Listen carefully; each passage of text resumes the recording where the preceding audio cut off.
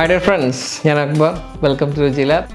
നമ്മളെ കോഴിക്കോട് കല്യാണപ്പുരയിലൊക്കെ കിട്ടുന്ന കിടിലൻ ബീഫ് ബിരിയാണിയുടെ റെസിപ്പിയാണ് ഷെയർ ചെയ്യുന്നത്.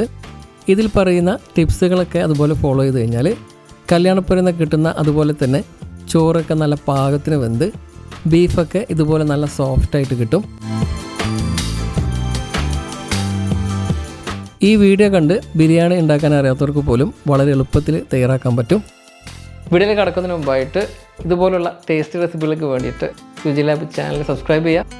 അതുപോലെ തന്നെ വീഡിയോ ഇഷ്ടമായിട്ടുണ്ടെങ്കിൽ ഒന്ന് ലൈക്ക് ചെയ്യുക, മറ്റുള്ളവരിലേക്ക് ഷെയർ ചെയ്ത് കൊടുക്കുകയും ചെയ്യുക. കോഴിക്കോടൻ കല്യാണപ്പുര സ്റ്റൈലിലുള്ള ബീഫ് ബിരിയാണി എങ്ങനെയാണ് തയ്യാറാക്കാൻ നോക്കാം. ബിരിയാണി തയ്യാറാക്കുന്നതിന് വേണ്ടിയിട്ട് ഞാനൊരു കിലോ ബീഫ് എടുത്തിട്ടുണ്ട്. ഇതുപോലെ അല്പം വലിയ പീസുകളായിട്ട് കട്ട് ചെയ്യുക. ചെറുതാക്കി കഴിഞ്ഞാൽ പ്രഷർ കുക്ക് ചെയ്യുമ്പം പൊടിഞ്ഞു പോകാൻ ചാൻസ് ഉണ്ട്.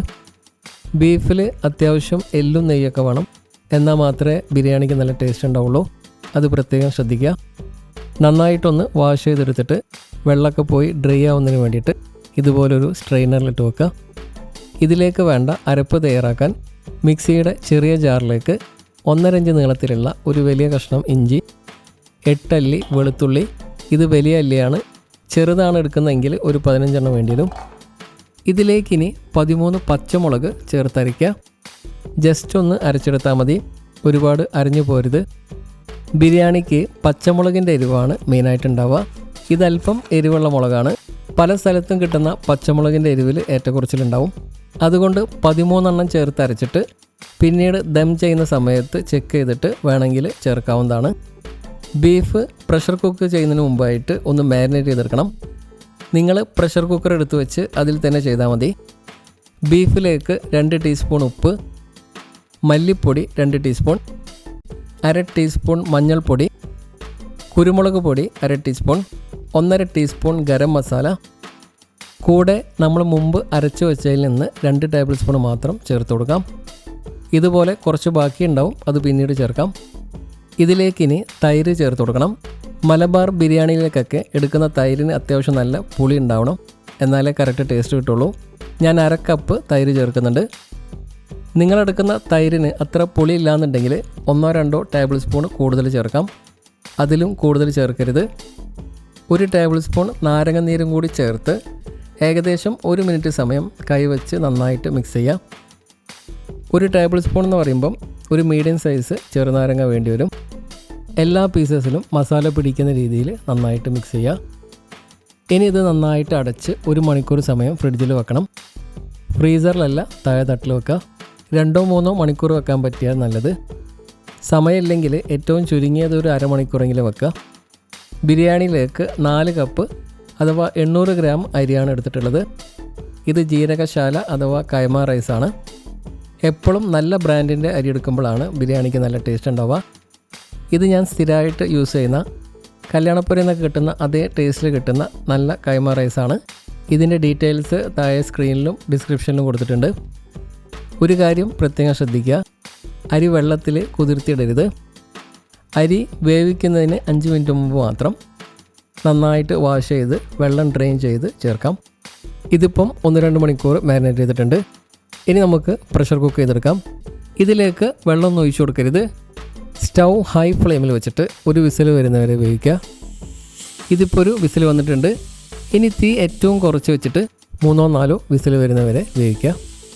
വിസലിൻ്റെ എണ്ണം നിങ്ങളെടുക്കുന്ന ബീഫ് അതുപോലെ തന്നെ കുക്കറിൻ്റെ സൈസൊക്കെ അനുസരിച്ച് മാറ്റമുണ്ടാവും. ഇതിപ്പം 4 വിസിൽ വന്നിട്ടുണ്ട്. ഇനി സ്റ്റൗ ഓഫ് ചെയ്തിട്ട് പ്രഷറൊക്കെ താനേ പോകുന്നവരെ വെയിറ്റ് ചെയ്യുക.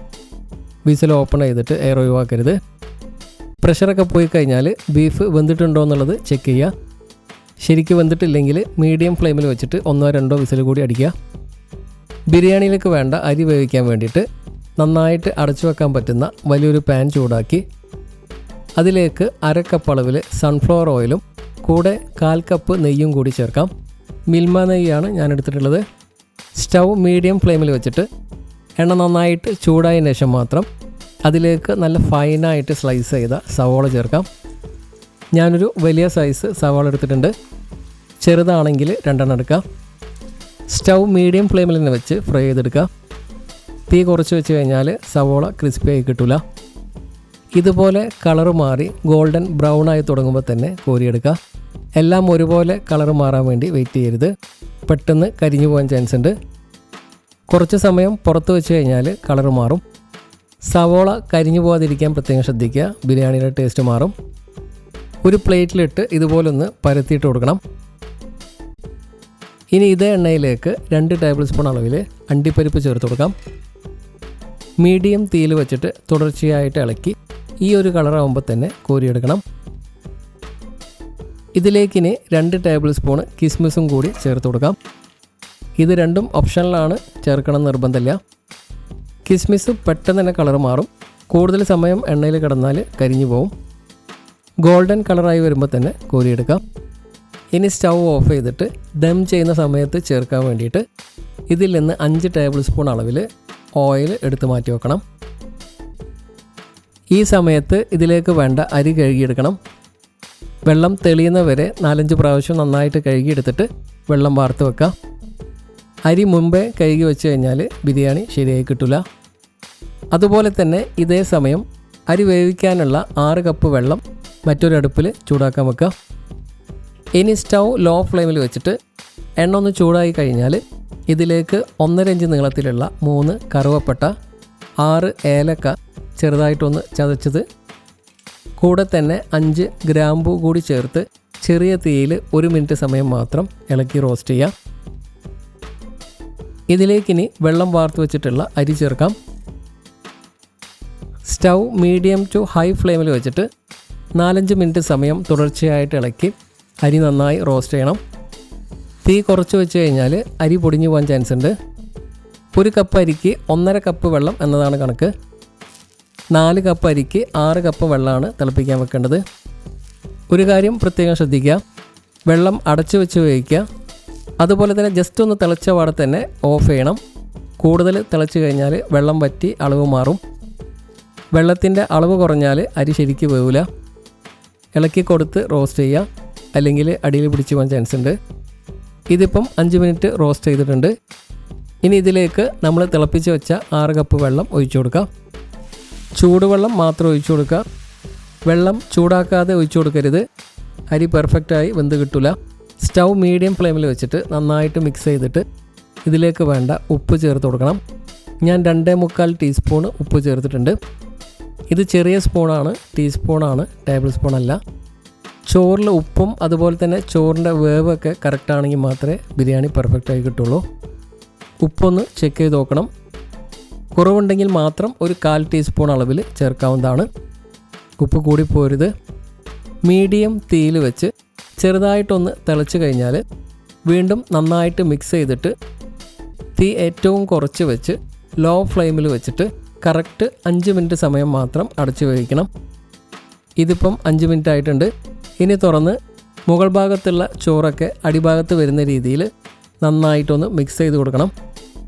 തവി വെച്ച് ഇതുപോലെ ചോറൊന്ന് ലെവൽ ചെയ്ത് കൊടുത്തിട്ട് വീണ്ടും അടച്ചു വെച്ചിട്ട് ലോ ഫ്ലെയിമിൽ വെച്ചിട്ട് 1 മിനിറ്റ് സമയം കൂടി വേവിക്കണം. കറക്റ്റ് 1 മിനിറ്റ് ആയി കഴിഞ്ഞാൽ സ്റ്റൗ ഓഫ് ചെയ്യുക. കൂടുതൽ സമയം വേവിച്ചാൽ റൈസ് ഓവർ കുക്കാവും. ഇനി ദം ചെയ്യുന്നത് വരെ ഇതുപോലെ തന്നെ അടച്ചു വെക്കുക. തുറന്നു കഴിഞ്ഞാൽ ശരിക്കും വെന്ത് കിട്ടില്ല. പ്രഷറൊക്കെ പോയിട്ടുണ്ട്. ഇനി കുക്കർ തുറന്ന് നന്നായിട്ടൊന്ന് മിക്സ് ചെയ്യാം.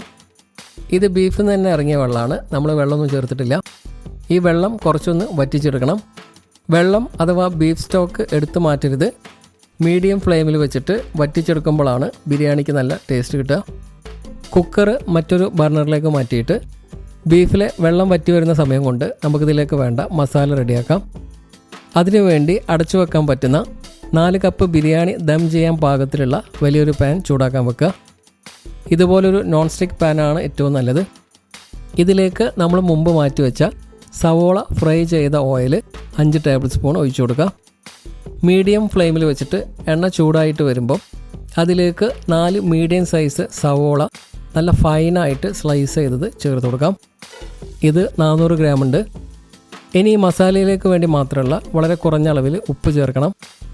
സ്റ്റൗ മീഡിയം ഫ്ലെയിമിൽ വെച്ച് തുടർച്ചയായിട്ട് ഇളക്കി വേവിച്ച് ഈ രീതിയിലൊരു ലൈറ്റ് ബ്രൗൺ കളറാക്കി എടുത്തിട്ട് ഇതിലേക്ക് നമ്മൾ മുമ്പ് അരച്ചു വെച്ച ഇഞ്ചി വെളുത്തുള്ളി പച്ചമുളകിൻ്റെ ബാക്കി ചേർത്ത് കൊടുക്കാം.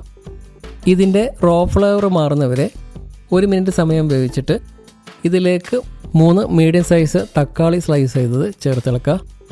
ഇത് 300 ഗ്രാം ഉണ്ട്. തക്കാളി പെട്ടെന്ന് കുക്കാവാൻ വേണ്ടി 1 മിനിറ്റ് സമയം അടച്ചു വെച്ച് മീഡിയം ഫ്ലെയിമിൽ വേവിക്കുക. ഇനി തുറന്ന് 2-3 മിനിറ്റ് സമയം കൂടി തക്കാളി വെന്തുടഞ്ഞ് എണ്ണ തെളിയുന്നവരെ ഇളക്കി വേവിക്കുക. ബീഫിലെ വെള്ളമൊക്കെ അത്യാവശ്യം വറ്റി വന്നിട്ടുണ്ട്. വെള്ളം ഫുള്ളായിട്ട് വറ്റിക്കരുത്, ദം ചെയ്യുന്ന സമയത്ത് അടിയിൽ പിടിച്ചു പോകാൻ ചാൻസ് ഉണ്ട്. ഇത്രയും വെള്ളം ബീഫിൽ വേണം. ഈ ഒരളവിൽ വെള്ളം വറ്റി വന്നു കഴിഞ്ഞാൽ സ്റ്റൗ ഓഫ് ചെയ്തിട്ട് ഇത് അടച്ചു വെക്കുക. സമയമില്ലാന്നുണ്ടെങ്കിൽ ഉള്ളിയും തക്കാളിയൊക്കെ പ്രഷർ കുക്ക് ചെയ്തും എടുക്കാവുന്നതാണ്. മീഡിയം ഫ്ലെയിമിൽ വെച്ചിട്ട് 1-2 വിസിൽ വരുന്നവരെ വേവിച്ച് കഴിഞ്ഞാൽ മസാല പെട്ടെന്ന് റെഡിയാക്കി എടുക്കാം. തക്കാളി നന്നായിട്ട് കുക്കായിട്ടുണ്ട്. ഇനി ഇതിലേക്ക് 2 ടീസ്പൂൺ ഗരം മസാല ചേർത്ത് കൊടുക്കാം. ഇതിന് പകരം ബിരിയാണി മസാലയും ചേർക്കാവുന്നതാണ്. നമ്മൾ മുമ്പ് ചെയ്ത ബിരിയാണി മസാലയുടെ ലിങ്ക് താഴെ കൊടുത്തിട്ടുണ്ട്. ഇതിലേക്ക് ഇനി 1/2 കപ്പ് അളവിൽ മല്ലിയില ചോപ്പ് ചെയ്തതും 1/4 കപ്പ് അളവിൽ പുതിനയില ചോപ്പ് ചെയ്തതും കൂടി ചേർത്ത് ജസ്റ്റ് ഒന്ന് മിക്സ് ചെയ്തതിന് ശേഷം ബീഫ് വെള്ളത്തോടു കൂടി ചേർത്ത് കൊടുക്കുക. തീ കുറച്ച് ലോ ഫ്ലെയിമിൽ വെച്ചിട്ട് നന്നായിട്ടൊന്ന് മിക്സ് ചെയ്തിട്ട് മസാലയിലെ ഉപ്പും പുളിയും അതുപോലെ തന്നെ എരിവൊക്കെ ഒന്ന് ചെക്ക് ചെയ്ത് നോക്കണം. ഇവിടെ UAE-ൽ കിട്ടുന്ന തൈരിന് പുളി വളരെ കുറവാണ്. അതുകൊണ്ട് ഞാൻ 2 ടീസ്പൂൺ നാരങ്ങ നീര് ചേർക്കുന്നുണ്ട്. നിങ്ങൾ ചെക്ക് ചെയ്തിട്ട് പുളി കുറവാണെങ്കിൽ മാത്രം ചേർത്താൽ മതി, അല്ലെങ്കിൽ പുളി കൂടി പോവും. മസാലയിൽ ഉപ്പ് കുറവാണെങ്കിൽ അല്പം ഉപ്പ് ചേർക്കുക. അതുപോലെ തന്നെ എരിവ് വേണമെന്നുണ്ടെങ്കിൽ 1-2 പച്ചമുളക് ക്രഷ് ചെയ്തിട്ട് ചേർക്കാവുന്നതാണ്. ഉപ്പും എരിവും അതുപോലെ തന്നെ പുളിയൊക്കെ കറക്റ്റാണെങ്കിൽ ബിരിയാണി പെർഫെക്റ്റായി കിട്ടുള്ളൂ. ഈ ഒരു രീതിയിൽ ഒരു സെമി ഗ്രേവി ആയിട്ടാണ് മസാല വേണ്ടത്. ഓവർ ഡ്രൈ ആയിട്ടുണ്ടെങ്കിൽ ഒരു 1/4 കപ്പ് വെള്ളം ഒഴിച്ച് ഇതുപോലെ ആക്കിയെടുക്കുക. ഇനി തീ വളരെ കുറച്ച് വെച്ച് ഇതിലേക്ക് ചോറ് ചേർത്ത് ദം ചെയ്യാം. പകുതിയോളം ചോറ് ഇട്ട് കൊടുക്കാം. ഇനി നമ്മൾ മുമ്പ് ഫ്രൈ ചെയ്ത് വെച്ച സവോളയും അണ്ടിപ്പരിപ്പും കിസ്മിസും കൂടി നന്നായിട്ട് മിക്സ് ചെയ്തിട്ട് അതിൻ്റെ പകുതി ചേർത്ത് കൊടുക്കാം. 2 നുള്ള് ഗരം മസാല ഇതുപോലെ ഇട്ട് കൊടുക്കുക. ഇതിലേക്ക് കളറൊന്നും ചേർക്കരുത്.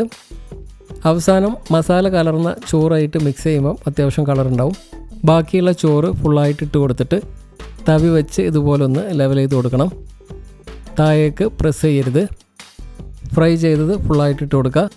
2 നുള്ള് ഗരം മസാല കൂടി ചേർക്കാം. ഇതിലേക്ക് ഇനി 1 ടേബിൾ സ്പൂൺ അളവിൽ നെയ്യ് ഇതുപോലെ ഒഴിച്ചു കൊടുക്കണം. മിൽമ നെയ്യാണ് ഞാൻ എടുത്തിട്ടുള്ളത്. ഈ സമയത്ത് ചേർത്ത് കഴിഞ്ഞാൽ ബിരിയാണിക്ക് നല്ലൊരു മണവും രുചിയും കിട്ടും. ഇനി ഇത് അടച്ചു വെച്ചിട്ട് എയർ പുറത്ത് പോകാതിരിക്കാൻ വേണ്ടിയിട്ട് ഇതുപോലൊരു ടേപ്പോ അല്ലെങ്കിൽ മൈദ കുഴച്ചതോ വെച്ചിട്ട് ഈ ഹോളൊന്ന് അടച്ചു വെക്കണം. നിങ്ങളടുത്ത് അലൂമിനിയം ഫോയിൽ ഉണ്ടെങ്കിൽ അത് വിരിച്ച് മൂടി വെച്ച് ദം ചെയ്യുന്നതാണ് ഏറ്റവും നല്ലത്. ആദ്യത്തെ 5 മിനിറ്റ് സമയം തീ അല്പം കൂട്ടി വെച്ച് ദം ചെയ്യണം. ഫസ്റ്റ് സ്റ്റൗ ഹൈ ഫ്ലെയിമിൽ വെച്ചിട്ട് കറക്റ്റ് 1 മിനിറ്റ് സമയം മാത്രം വേവിക്കാം. കറക്റ്റ് ടൈം അറിയാൻ ഫോണിലെ ടൈമർ യൂസ് ചെയ്യാം. പിന്നീട് തീ കുറച്ച് മീഡിയം ഫ്ലെയിമിൽ വെച്ചിട്ട് 4 മിനിറ്റും കൂടി വേവിക്കണം. ഇതിപ്പം ഹൈ ഫ്ലെയിമിലും മീഡിയം ഫ്ലെയിമിലായിട്ട് 5 മിനിറ്റ് ദം ചെയ്തിട്ടുണ്ട്. ഇനി തീ വളരെ കുറച്ച് വെച്ചിട്ട് ലോ ഫ്ലെയിമിൽ വെച്ചിട്ട് ഒരു 5 മിനിറ്റ് സമയം കൂടി ദം ചെയ്യണം. തീ കൂട്ടി വെച്ച് കഴിഞ്ഞാൽ അടിയിൽ പിടിച്ചു പോകാൻ ചാൻസ് ഉണ്ട്. 5 മിനിറ്റ് ലോ ഫ്ലെയിമിൽ കുക്ക് ചെയ്തിട്ടുണ്ട്.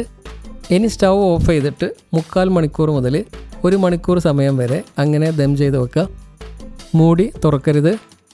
അടി കട്ടി കുറഞ്ഞ നോൺ സ്റ്റിക്ക് അല്ലാത്ത ഏതെങ്കിലും പാത്രത്തിലാണ് നിങ്ങൾ ദം ചെയ്യുന്നതെങ്കിൽ തീ കൂട്ടി വെക്കരുത്. തീ ഏറ്റവും കുറച്ച് വെച്ചിട്ട് ലോ ഫ്ലെയിമിൽ വെച്ചിട്ട് ടോട്ടൽ 10 മിനിറ്റ് ദം ചെയ്താൽ മതി. ഇതിപ്പം 1 മണിക്കൂറായിട്ടുണ്ട്. ഇനിയൊന്ന് തുറന്നു നോക്കാം. ഒരു കാര്യം പ്രത്യേകം ശ്രദ്ധിക്കുക, മൂടിയുടെ അടിഭാഗത്തുള്ള ഈ വെള്ളം ബിരിയാണിയിൽ വീഴാണ്ട് നോക്കണം. അടിപൊളി സ്മെല്ല് വരുന്നുണ്ട്. ചോറൊക്കെ നന്നായിട്ട് വെന്ത് വന്നിട്ടുണ്ട്. ഇനി ചോറ് ഇതുപോലെ മറ്റൊരു പാത്രത്തിലേക്ക് മാറ്റണം. ബീഫിനോട് ചേർന്ന് കിടക്കുന്ന മസാല കലർന്ന ചോറും ചേർത്ത് കൊടുക്കാം. ഇങ്ങനെ ചെയ്യുമ്പോഴാണ് ചോറിന് നല്ലൊരു കളറും അതുപോലെ ബിരിയാണിയുടെ ശരിക്ക് ഫ്ലേവറൊക്കെ കിട്ടുക. മസാല കൂടുതൽ ചേർക്കരുത്. ബീഫൊക്കെ വെന്ത് നല്ല സോഫ്റ്റായിട്ട് വന്നിട്ടുണ്ട്. എരിവും പുളിയൊക്കെ പെർഫെക്റ്റാണ്. ഇനി ഒരു പ്ലേറ്റ് എടുത്തിട്ട് അതിലേക്ക് ബീഫും കുറച്ച് മസാലയും ചേർത്ത് കൊടുക്കുക. ഇനി കുറച്ച് ചോറെടുത്ത് ഇതിൻ്റെ മുകളിൽ വെച്ച് ഇതുപോലെ ഒന്ന് ഷേപ്പ് ചെയ്ത് കൊടുത്ത് പ്ലേറ്റ് ചെയ്തെടുക്കാം.